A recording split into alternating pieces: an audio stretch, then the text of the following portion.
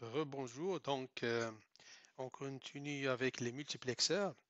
Donc, la dernière fois, on a réalisé le multiplexeur de A à 0 en passant par la table de Vignité, les équations logiques, puis on a fait le schéma.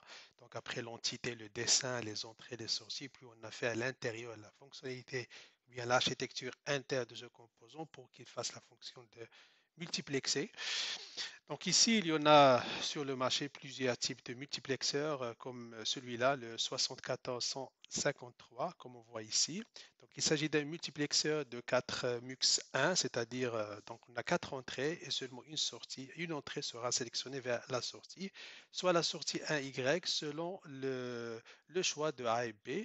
Donc si A et B sont mis à 0, donc on va lancer la simulation. Donc s'ils sont mis à 0, voilà, vous aurez l'entrée 1x0 qui sera mis à la sortie 1y. Donc, si je mets maintenant A à 1, voilà, on aura la deuxième entrée, c'est 1x1 qui sera mis à 1y. Et si je mets B à 1, donc on aura dans ce sens-là, voilà, l'entrée 3, c'est 1x2. Et puis, si je mets les deux à 1, donc on aura la dernière entrée, 1x3 vers la sortie. Donc, de même, voilà, le matériel, c'est quelque chose qui se fait en parallèle, hein. C'est le parallélisme. Je suppose là, on trouve les FPGA ou bien les circuits intégrés programmés dans voilà, les microcontrôleurs ou bien l'IA et ainsi de suite parce que les tâches, alors les signaux peuvent être traités en parallèle. Donc, c'est ce qu'on a ici, une deuxième entrée, un chiffre binaire sur 4 bits euh, voilà, l'entrée de X0 sera transmise à la sortie. OK. De la même façon aussi, voilà, si je la mis à 0, donc on peut pas, on doit faire un autre choix, A 0 le mettre à 0. Donc c'est l'entrée de X0 qui sera mise à la sortie de Y. Donc un composant facile à intégrer pour des maquettes électroniques numériques complexes. Donc, comment on fait? De la même façon, on va y aller vers Pick Device et voilà, taper 74 153, cliquez deux fois et vous aurez le composant à gauche. On aura besoin aussi du LED. Cliquons deux fois, voilà, puis on aura besoin d'une résistance. OK. Cliquons deux fois et Logic State. Logic State. Donc, voilà, une chose, je crois, c'est la résistance. On doit arrêter pour faire un câblage ou bien faire apporter une résistance. La résistance est toujours à 10 kilo-ohms, donc 10 kilo-ohms, et voilà, il va bloquer le courant, il ne va pas passer pour allumer la LED. Donc, on doit la mettre à une résistance un petit peu faible. Donc, la valeur voilà, j'ai pris 360 ohms. Voilà comme valeur. C'est la seule chose voilà, qu'on peut ajouter.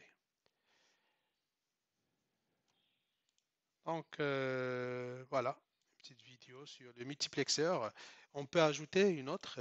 On a maintenant ici un multiplexeur et un démultiplexeur, comme on voit ici. Un autre. On va un petit peu lancer la simulation pour un petit peu voir la fonctionnalité. Donc ici, euh, voilà, on a l'entrée 1C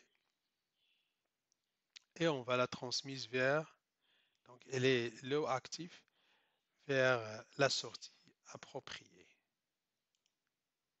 Donc on voit ici, à chaque fois que je fais un autre choix, j'aurai la LED ici qui, voilà, ici ce sont pas allumés, donc c'est l'inverse et celui-là il a été sélectionné. Donc c'est l'entrée qui sera mise sur 1Y0 et si je fais ce choix-là, c'est cette entrée 1C qui sera mise à 1Y1, ok? Et ainsi de suite. Donc c'est cette sortie-là, c'est cette entrée qui sera mise à 1Y2 et ainsi de suite. Donc on a un multiplexeur. Voilà, c'est le 74-155, hein. Donc, de même, le choix, c'est 174-155. Vous pouvez aussi, voilà, c'est un dual line to four line decoder ou bien démultiplexeur. Vous avez comment dire, le package, hein. Donc là, vous pouvez vraiment réaliser une maquette, faire le layout si vous voulez. Voilà. Donc ça, c'est le démultiplexeur. On va voir l'autre composant, c'est 4019. 4019. Vous avez toujours une description. 4019, c'est un multiplexeur. Ok, de la même façon qu'on a déjà réalisé dans le deuxième exercice. Donc, essayez de refaire ce brochage. Prenez le temps pour bien câbler ces composants et puis lancer la simulation et comprendre ce fonctionnement de ces multiplexeurs et les démultiplexeurs. Ça va vous aider à comprendre aussi le contenu du cours.